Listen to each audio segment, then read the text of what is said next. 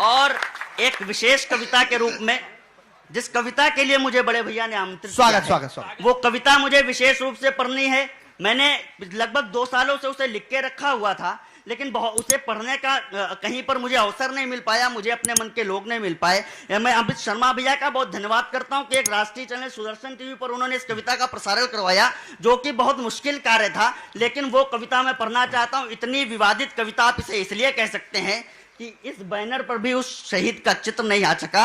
मैं बात करना चाहता हूं, सब लोग अलग अलग शहीदों का तर्पण करना चाहते हैं, लेकिन एक कविता मैं पंडित नाथूराम गोडसे के तर्पण के रूप में पढ़ना चाहता हूं, अगर समझ में आ जाए कहां चलना है। कमल छोटे भाई, मैं मेयर गुरुजी वही काम करते हैं। नाथूराम गोडसे जी का बोला है वाणी में, हाँ कल ही बोला है। और जो मुश्किल काम होते हैं सारे हमारे गुरुदेव ही तो करते हैं। मैं मंच पर कविता के विद्वान लोग बैठे, अगर कविता के साथ साथ आक्रोश की सही बात हो जाए, हाँ। तब हाथ खोलना, मैं पढ़ने की कोशिश करता हूं। हो सकता है मैं कुछ भूल जाऊं, लेकिन आप लोगों ने इतने ढंग गजब लेखन है, गजब लेखन है कि जिस धरती ने विश्व गुरु बन वसुधा का उद्धार किया, वाह, जिस धरती ने विश्व गुरु बन वसुधा का उद्धार किया, जिस धरती ने विश्व गुरु बन वसुधा का उद्धार किया, कालांतर में कुछ यवनों ने उस पर ही अधिकार किया। ब्रह्म सूत्र फेंके जाते थे लाल लाल अंगारों पर, जिसने तिलक लगाई उसकी गर्दन थी तलवारों पर, जिसने तिलक लगाया उसकी गर्दन थी तलवारों पर। यवनों से मुक्ति पाई तो अंग्रेजों पर अटक गए, यवनों से मुक्ति पाई तो अंग्रेजों पर अटक गए। जैसे आसमान से टपके और खजूर पर लटक गए।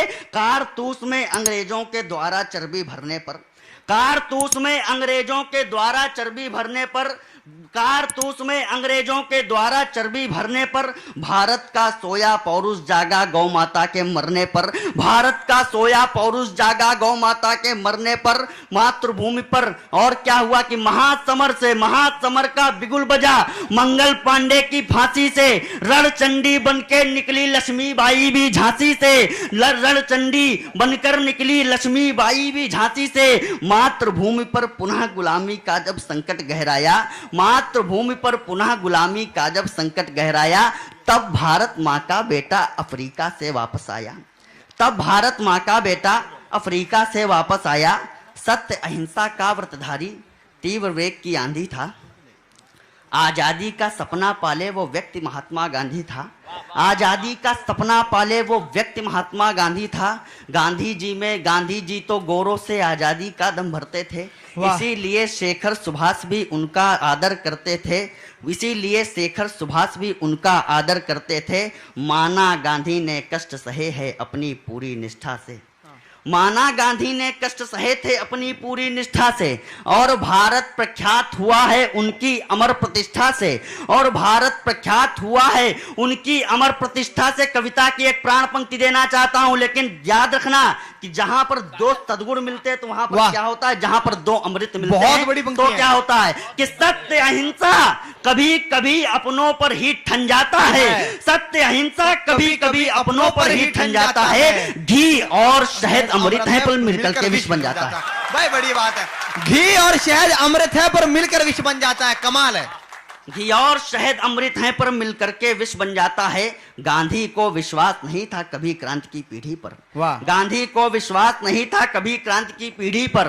धीरे धीरे बापू चढ़ गए अहंकार की सीढ़ी पर, धीरे धीरे बापू चढ़ गए अहंकार की सीढ़ी पर। तुष्टिकरण के खूनी खंजर घोंप रहे थे गांधी जी, तुष्टिकरण के खूनी खंजर घोंप रहे थे गांधी जी, तुष्टिकरण के खूनी खंजर घोंप रहे थे गांधी जी, तुष्टिकरण के खूनी खंजर घोंप रहे थे गांधी जी। अपने सारे निर्णय हम पर थोप रहे थे गांधी जी। महाक्रांति का हर नायक तो उनके लिए खिलौना था, उनके हट के आगे जम्बू द्वीप हमारा बौना था, उनके हट के आगे जम्बू द्वीप हमारा बौना था। निरपेक्ष धर्म के प्याले में विष पीना हमको सिखा दिया, निरपेक्ष धर्म के प्याले में विष पीना हमको सिखा दिया। 2 चाटे खाकर बेशर्मी से जीना सिखा दिया। इसीलिए भारत खंड, इसीलिए भारत खंड का दौर गया।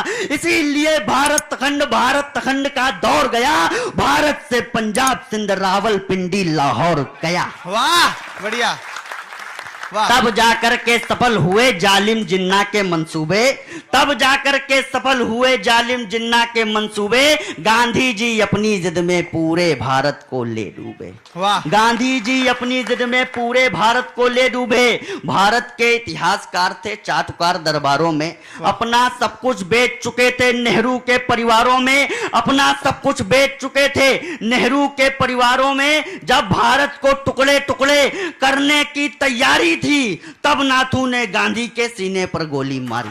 वाह वाह। तब नाथू ने गांधी के सीने पर गोली मारी थी।